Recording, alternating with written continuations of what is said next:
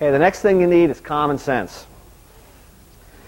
I'm not a PowerPoint jock, in case anybody wonders, where all the distills and I don't know how to do that, but a couple things. So businesses must have customers. They got to have products, sales, profits, and taxes to be paid. One of the nicest things, and there's a good story.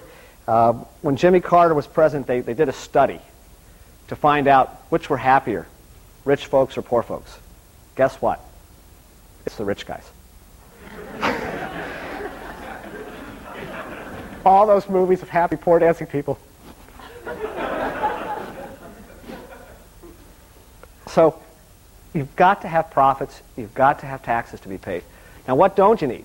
Okay, we've talked about this a little bit, but you don't have to have CFOs. They don't help at all.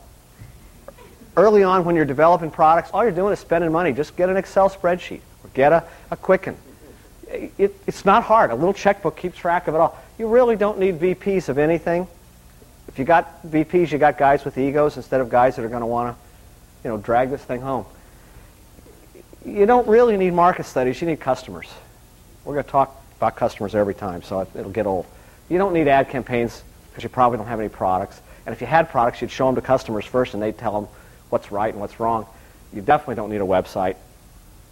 I know that you're going to all do these business plans for $25,000, but the business plans that are best come from your customers first. They come from interacting with people, interacting with standards bodies, listening to what's the pulse of what's going on, not knowing what you're going to do. I knew what I wanted to do with NetTech.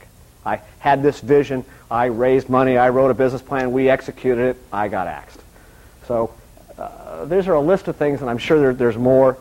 It's not that some of them are wrong. It is that they come too early. Finisar is 14 years old. We were profitable all 14 years. We have grown, as I'll show you later, at nearly 100% a year for 14 years.